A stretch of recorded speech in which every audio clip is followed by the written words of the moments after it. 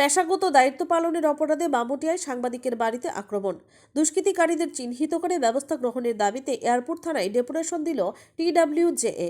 সাংবাদিকতার পেশাগত দায়িত্ব পালন করবে দলমত নির্বিশেষে, এতেই সাংবাদিকতার নীতি, কিন্তু সাংবাদিকতার পেশাগত দায়িত্ব পালনের অপরাধে এবার এয়ারপোর্ট থানাধীন বামুটিয়া বিধানসভার নবগ্রাম এলাকার সাংবাদিক সুকান্ত ভৌমিকের বাড়িতে রাতের আধারে হামলা চালায় একদল দুষ্কৃতী।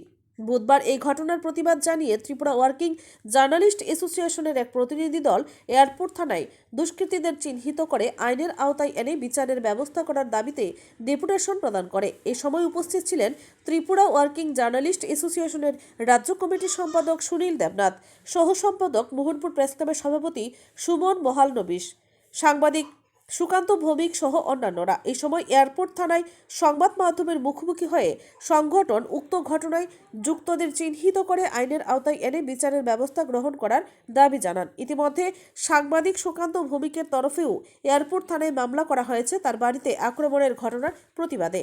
Bureau report, Tripura news Bangla.